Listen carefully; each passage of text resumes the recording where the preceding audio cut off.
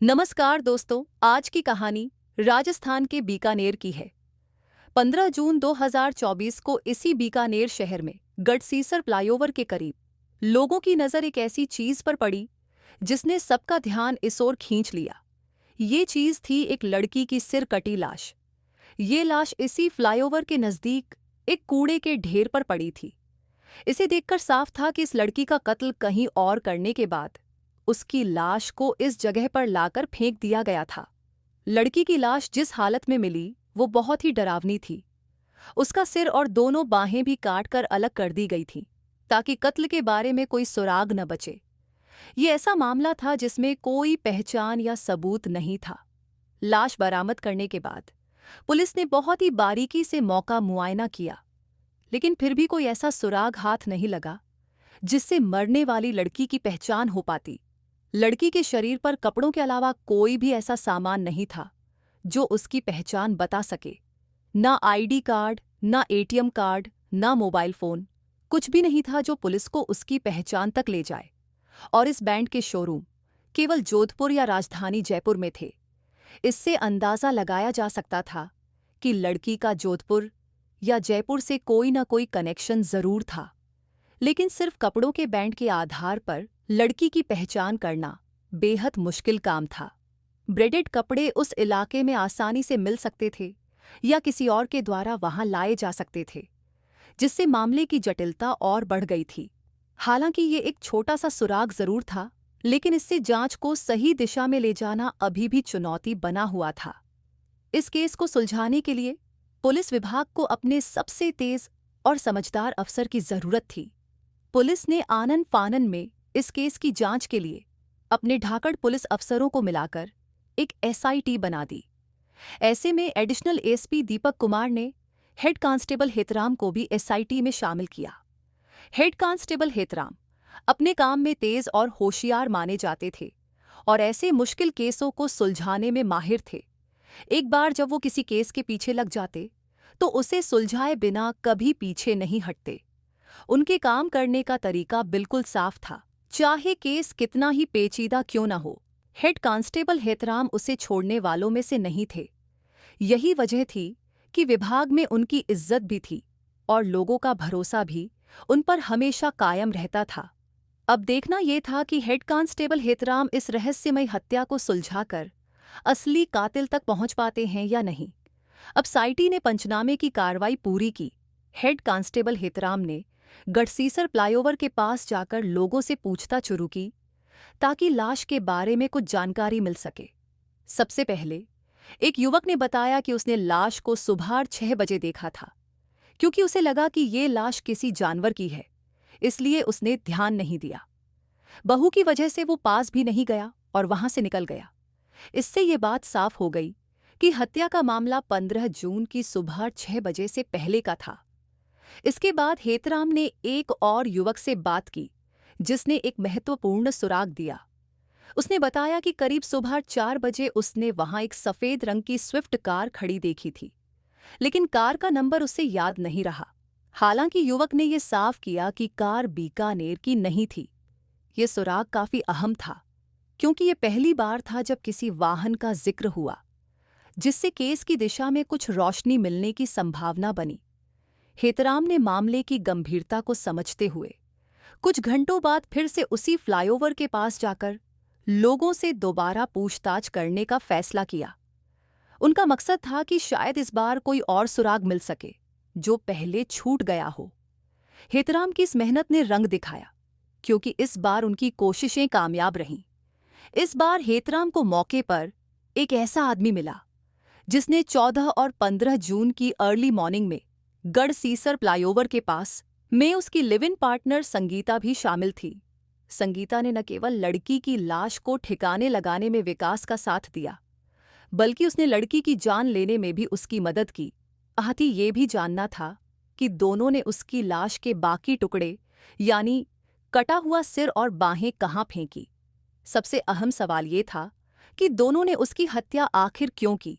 जब पुलिस की तफ्तीश में इन सवालों के जवाब मिल गए तो सच्चाई जानकर मामले की जांच कर रही बीकानेर पुलिस की साइटी खुद भी हैरान रह गई। ये कत्ल की कहानी एकदम अजीब थी। विकास और संगीता पिछले कई सालों से लिव इन पार्टनर के रूप में जोधपुर में रह रहे थे। कुछ समय पहले संगीता की मुलाकात मुस्कान नाम की एक लड़की से हुई, जो जल्द ही संगीता के साथ साथ विकास की भी दोस्त बन गई। मुस्कान, जो मूल रूप से नागपुर की रहने वाली थी, इस समय पाली में रह रही थी। हालांकि मुस्कान शादीशुदा थी, लेकिन उसने विकास और संगीता की जिंदगी में दखल देना शुरू कर दिया।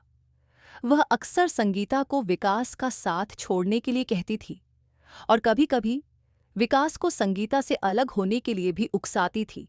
पहले तो विकास और संगीता ने इसे नज़रअंदाज किया, लेकिन जब मुस्कान ने उन्हें लिव इन में रहने से मना करते हुए हद से ज्यादा परेशान करना शुरू कर दिया, तो आखिरकार दोनों ने मिलकर मुस्कान की हत्या करने की साजिश तैयार कर ली। इसके बाद 14 जून को विकास और संगीता ने मुस्कान को एक मकान देखने जाने के लिए बुलाया। मुस्कान आई और विकास और संगीता उसे लेकर जोधपुर से बीकानेर की तरफ रातमा हो गए। दोनों ने मुस्कान को मारने की योजना बनाई, लेकिन मुस्कान को इसकी भनक नहीं थी। बीच रास्ते में एक सुनसान जगह पर विकास ने कार रोकी और दोनों ने धोखे से मुस्कान को दबोच लिया। कार के अंदर ही उन्होंने उसका गला घोंटकर हत्या कर दी। अब मुस्कान का कत्ल उठ चुका था, लेकिन उनके सामने उसकी लाश को ठिकाने लगाने की बड़ी चुनौती थी। उन्होंने तय किया कि मुस्कान की लाश को 3 अलग-अलग हिस्सों में काट कर 3 शहरों में फेंकेंगे, ताकि पुलिस के लिए उनका पता लगाना नामुमकिन हो जाए। ये योजना बेहद भयानक और क्रूर थी, लेकिन विकास और संगीता ने अपने अपराध को छिपाने के लिए इसे सही समझा। इस तरह हत्या का यह मामला एक जघन्य अपराध में तब्दील हो गया, जिसमें 2 लोगों ने अपने खतरनाक इरादों के लिए एक निर्दोष लड़की की जान ले ली। और वहां महज 8 मिनट के अंदर विकास ने तेज हथियार से मुस्कान का सिर काटकर अलग कर दिया। पहचान छुपाने के लिए ही उसकी दोनों बाहें भी काटकर अलग कर दी। इसके बाद जब दोनों को लगा कि अब लाश की पहचान मुमकिन नहीं, तो फिर सिर कटी लाश वहीं छोड़ दी और एक डिब्बे में सिर और 2 कटी हुई बाहें भरकर वापस अपने साथ जोधपुर लेकर आ गए। हालांकि अब तक विकास और संगीता का प्लान थोड़ा बदल चुका था। 3 शहरों की बजाय उन्होंने मुस्कान के शरीर के टुकड़े 2 शहरों में फेंकने का फैसला किया। उनके पास अब भी मुस्कान का कटा हुआ सिर और उसकी दोनों बाहें थीं। एक हाथ में बाजू तक टैटू था, इस कारण पूरा हाथ काट दिया गया। दूसरे हाथ में कोहनी तक टैटू था, इसलिए उसे कोहनी तक काटा गया। टैटू के कारण पहचान का डर था। दोनों को पूरा यकीन था कि कत्ल का राज कभी किसी को पता नहीं चलेगा। उन्हें विश्वास था कि एक तो लाश के टुकड़े फेंकते हुए किसी ने उन्हें देखा नहीं, और दूसरा लाश की पहचान भी कभी साफ नहीं हो सकेगी। इस कारण उन्हें लगता था कि पुलिस को उनके बारे में जानकारी मिलना मुश्किल होगा। इस आत्मविश्वास के बावजूद विकास और संगीता ने एक बड़ी गलती की थी, जिसमें वे यह भूल गए थे कि हर हत्या के पीछे छिपा राज कभी न कभी सामने आ ही जाता है। बीकानेर पुलिस की टीम के साथ विकास और संगीता को लेकर जोधपुर पहुंचे। आरोपियों की निशानदेही पर 5 बत्ती इलाके में नाले में सर्च अभियान चलाया गया। इस दौरान पुलिस को कट्टे में मुस्कान का सिर और दोनों हाथ मिले। यह सब आईपीसी धारा 302 सबूत मिटाने के लिए, आईपीसी धारा 201 और हत्या के बाद लाश को नष्ट करने के लिए आईपीसी धारा 404 जैसी गंभीर धाराएं लगाई, जिसमें उम्र कैद या मौत की सजा भी शामिल हो सकती है। आज की दूसरी कहानी छत्तीसगढ़ के बिलासपुर की है। बिलासपुर पुलिस की एंटी क्राइम साइबर यूनिट को एक अहम सूचना मिली थी कि उसलापुर इलाके के एक मकान में कुछ लोग जाली नोटों का कारोबार कर रहे हैं।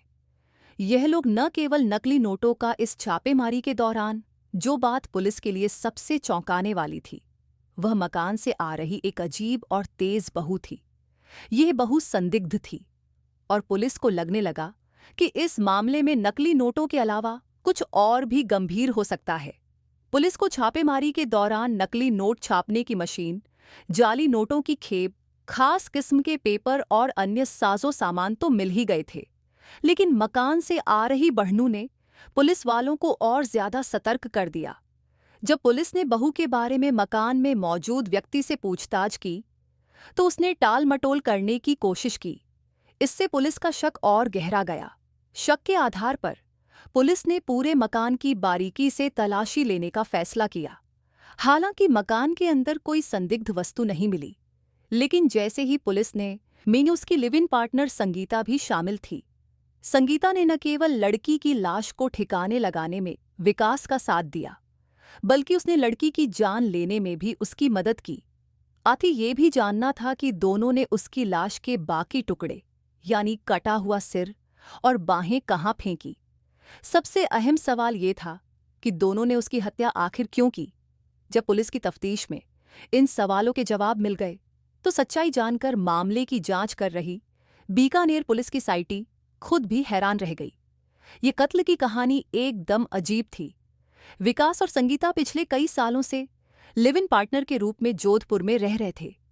कुछ समय पहले संगीता की मुलाकात मुस्कान नाम की एक लड़की से हुई, जो जल्द ही संगीता के साथ साथ विकास की भी दोस्त बन गई। मुस्कान, जो मूल रूप से नागपुर की रहने वाली थी, इस समय पाली में रह रही थी। हालांकि मुस्कान शादीशुदा थी, लेकिन उसने विकास और संगीता की जिंदगी में दखल देना शुरू कर दिया। वह अक्सर संगीता को विकास का साथ छोड़ने के लिए कहती थी और कभी-कभी विकास को संगीता से अलग होने के लिए भी उकसाती थी। पहले तो विकास और संगीता ने इसे नज़रअंदाज किया, लेकिन जब मुस्कान ने उन्हें लिव इन में रहने से मना करते हुए हद से ज्यादा परेशान करना शुरू कर दिया, तो आखिरकार दोनों ने मिलकर मुस्कान की हत्या करने की साजिश तैयार कर ली। इसके बाद 14 जून को विकास और संगीता ने मुस्कान को एक मकान देखने जाने के लिए बुलाया। मुस्कान आई और विकास और संगीता उसे लेकर जोधपुर से बीकानेर की तरफ रातमा हो गए। दोनों ने मुस्कान को मारने की योजना बनाई, लेकिन मुस्कान को इसकी भनक नहीं थी। बीच रास्ते में एक सुनसान जगह पर विकास ने कार रोकी और दोनों ने धोखे से मुस्कान को दबोच लिया। कार के अंदर ही उन्होंने उसका गला घोंटकर हत्या कर दी। अब मुस्कान का कत्ल उठ चुका था, लेकिन उनके सामने उसकी लाश को ठिकाने लगाने की बड़ी चुनौती थी। उन्होंने तय किया कि मुस्कान की लाश को 3 अलग-अलग हिस्सों में काटकर 3 शहरों में फेंकेंगे, ताकि पुलिस के लिए उनका पता लगाना नामुमकिन हो जाए। ये योजना बेहद भयानक और क्रूर थी, लेकिन विकास और संगीता ने अपने अपराध को छिपाने के लिए इसे सही समझा। इस तरह हत्या का यह मामला एक जघन्य अपराध में तब्दील हो गया, जिसमें 2 लोगों ने अपने खतरनाक इरादों के लिए एक निर्दोष लड़की की जान ले ली। और वहां महज 8 मिनट के अंदर विकास ने तेज हथियार से मुस्कान का सिर काटकर अलग कर दिया। पहचान छुपाने के लिए ही उसकी दोनों बाहें भी काटकर अलग कर दी। इसके बाद जब दोनों को लगा कि अब लाश की पहचान मुमकिन नहीं, तो फिर सिर कटी लाश वहीं छोड़ दी और एक डिब्बे में सिर और 2 कटी हुई बाहें भरकर वापस अपने साथ जोधपुर लेकर आ गए। हालांकि अब तक विकास और संगीता का प्लान थोड़ा बदल चुका था। 3 शहरों की बजाय उन्होंने मुस्कान के शरीर के टुकड़े 2 शहरों में फेंकने का फैसला किया। उनके पास अब भी मुस्कान का कटा हुआ सिर और उसकी दोनों बाहें थी। एक हाथ में बाजू तक टैटू था, इस कारण पूरा हाथ काट दिया गया। दूसरे हाथ में कोहनी तक टैटू था, इसलिए उसे कोहनी तक काटा गया। टैटू के कारण पहचान का डर था। दोनों को पूरा यकीन था कि कत्ल का राज कभी किसी को पता नहीं चलेगा। उन्हें विश्वास था कि एक तो लाश के टुकड़े फेंकते हुए किसी ने उन्हें देखा नहीं, और दूसरा लाश की पहचान भी कभी साफ नहीं हो सकेगी। इस कारण उन्हें लगता था कि पुलिस को उनके बारे में जानकारी मिलना मुश्किल होगा। इस आत्मविश्वास के बावजूद विकास और संगीता ने एक बड़ी गलती की थी, जिसमें वे यह भूल गए थे कि हर हत्या के पीछे छिपा राज कभी न कभी सामने आ ही जाता है। बीकानेर पुलिस की टीम के साथ विकास और संगीता को लेकर जोधपुर पहुंचे। आरोपियों की निशानदेही पर 5 बत्ती इलाके में नाले में सर्च अभियान चलाया गया। इस दौरान पुलिस को कट्टे में मुस्कान का सिर और दोनों हाथ मिले। यह सब आईपीसी धारा 302, सबूत मिटाने के लिए आईपीसी धारा 201 और हत्या के बाद लाश को नष्ट करने के लिए आईपीसी धारा 404 जैसी गंभीर धाराएं लगाई, जिसमें उम्र कैद या मौत की सजा भी शामिल हो सकती है। आज की दूसरी कहानी छत्तीसगढ़ के बिलासपुर की है। बिलासपुर पुलिस की एंटी क्राइम साइबर यूनिट को एक अहम सूचना मिली थी कि उसलापुर इलाके के एक मकान में कुछ लोग जाली नोटों का कारोबार कर रहे हैं। यह लोग न केवल नकली नोटों का इस छापेमारी के दौरान, जो बात पुलिस के लिए सबसे चौंकाने वाली थी, वह मकान से आ रही एक अजीब और तेज बहू थी। ये बहू संदिग्ध थी और पुलिस को लगने लगा कि इस मामले में नकली नोटों के अलावा कुछ और भी गंभीर हो सकता है। पुलिस को छापेमारी के दौरान नकली नोट छापने की मशीन, जाली नोटों की खेप, खास किस्म के पेपर और अन्य साजो सामान तो मिल ही गए थे, लेकिन मकान से आ रही बहू ने पुलिस वालों को और ज्यादा सतर्क कर दिया। जब पुलिस ने बहू के बारे में मकान में मौजूद व्यक्ति से पूछताछ की, तो उसने टाल-मटोल करने की कोशिश की। इससे पुलिस का शक और गहरा गया। शक के आधार पर पुलिस ने पूरे मकान की बारीकी से तलाशी लेने का फैसला किया। हालांकि मकान के अंदर कोई संदिग्ध वस्तु नहीं मिली, लेकिन जैसे ही पुलिस ने मकान की छत पर जाकर जांच शुरू की, तो बहू और तेज हो गई। यह अजीब था क्योंकि खुले क्षेत्र में बढ़नू कम होनी चाहिए थी, लेकिन छत पर यह ज्यादा थी। इससे पुलिस को संदेह हुआ और उन्होंने छत पर रखी पानी की टंकियों की जांच करने का निर्णय लिया। एक एक करके पानी की टंकियां चेक की गई और जब पुलिस ने सफेद रंग की एक टंकी खोली, तो उसमें एक चौंकाने वाली चीज नजर आई, जो पूरे मामले को एक अलग मोड़ पर ले जाने वाली थी।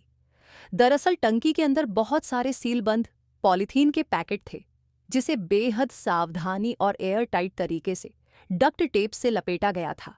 हालांकि पैकेट को इतनी सफाई से पैक किया गया था, जिसे देखकर किसी को भी उसके कुरियर पैकेट होने का धोखा हो सकता था।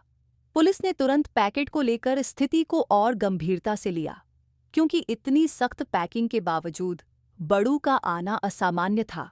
पुलिस को यह समझ नहीं आया कि नकली नोटों के धंधे में टाइल्स कटर का क्या काम हो सकता है, लेकिन उन्होंने इसे नज़रअंदाज करते हुए बाकी पॉलीथीन पैकेट खोलने का फैसला किया। हर पैकेट को खोलना काफी मुश्किल हो रहा था, क्योंकि उन्हें कई परतों में डबल ट्रिपल रैप किया गया था और बहुत सावधानी से एयर टाइट बंद किया गया था। प्लास्टिक के उस एयर टाइट पैकेट में कोई नकली नोट नहीं बल्कि इंसानी जिस्म के टुकड़े मिले थे। अब बाकी पैकेट को खोलने का फैसला किया गया। तो जब बाकी पैकेट को खोला गया, तो उसमें हाथ, सर, पैर और धड़ के कुल 6 अलग अलग पैकेट में एक इंसानी लाश के 6 अलग अलग टुकड़ों को बंद करके रखा गया था और उसे उस पानी की टंकी में बिना कोई स्पष्ट जानकारी।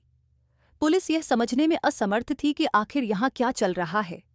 जिस मकसद से वे आए थे, वो नकली नोटों के कारोबार की जांच थी, लेकिन अब मामला पूरी तरह बदल चुका था। इंसानी लाश मिलने के बाद पुलिस की जांच को पूरी नोटों के धंधे से हटकर हत्या के इस भयानक मामले की तह तक जाने के लिए जुट गई थी। पुलिस ने जब पवन सिंह ठाकुर पर शिकंजा कसा और उसे सख्ती से पूछताछ की, तो उसके पास झूठ बोलने की कोई गुंजाइश नहीं बची थी। आखिरकार दबाव में आकर पवन ने उस पैकेट का राज खोल दिया, जिसमें इंसानी लाश के टुकड़े मिले थे।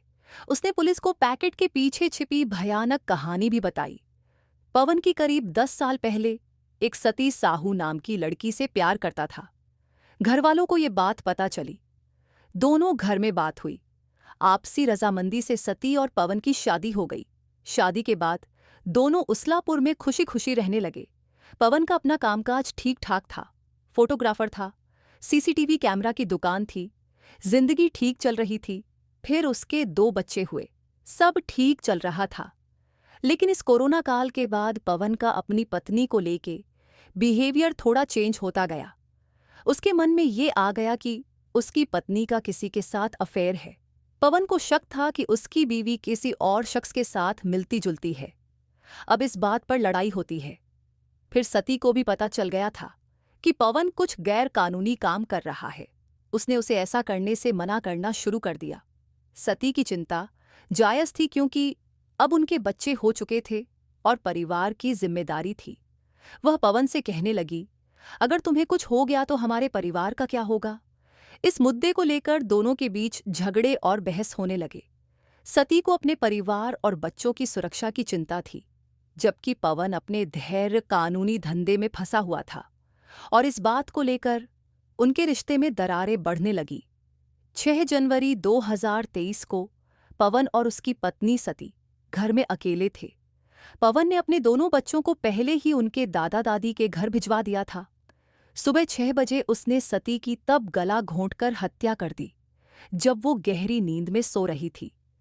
लेकिन कत्ल के बाद अपनी बीवी की लाश को ठिकाने लगाना एक बड़ी चुनौती थी।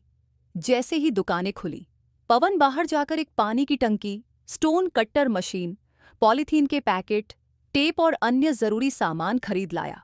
घर में कोई और नहीं था, इसलिए उसने दरवाजा बंद कर आराम से सती की लाश को ठिकाने लगाने की तैयारियों में जुट गया। सबसे पहले पवन ने स्टोन कट्टर मशीन का इस्तेमाल करके सती के हाथ पैर काटकर अलग किए। उसने कोशिश की कि लाश के टुकड़ों को जला दे, लेकिन उसे यह भी एहसास हुआ कि जलाने की प्रक्रिया लंबी और जोखिम भरी हो सकती है, जिससे पड़ोसियों को शक हो सकता था।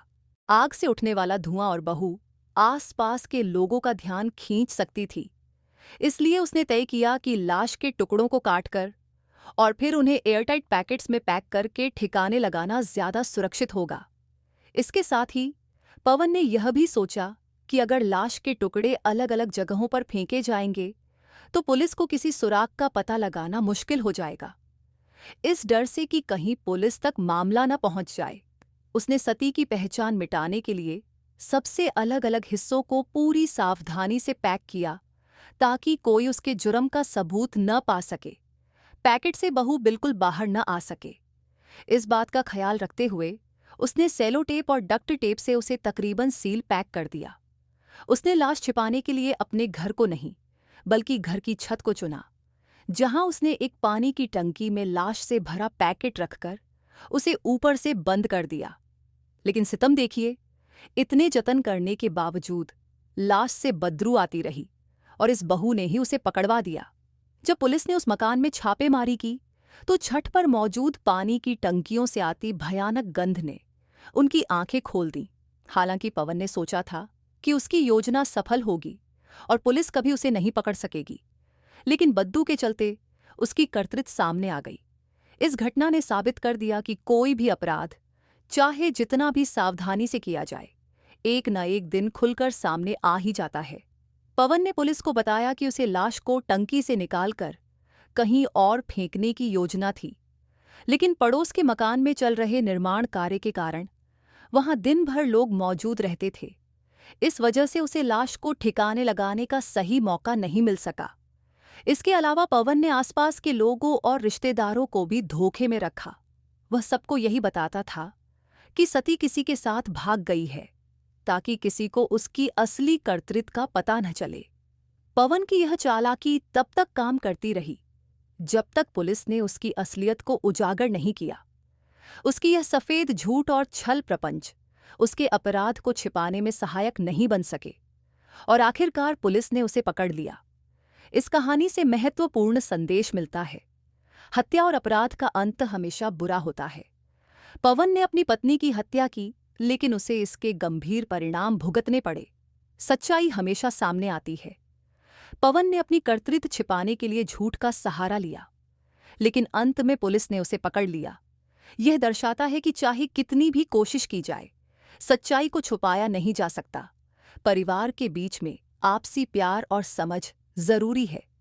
पवन की कहानी यह दिखाती है कि झगड़ों और आपसी मतभेदों को सुलझाने के बजाय अगर हिंसा का रास्ता अपनाया जाए तो परिवार को भयानक नुकसान हो सकता है। ये कहानी दर्शकों को यह समझाने का प्रयास करती है कि समाज में किसी भी प्रकार के अपराध के प्रति सजग रहना चाहिए। अगर किसी को संदेह हो तो उसे रिपोर्ट करना चाहिए ताकि अपराध को रोका जा सके।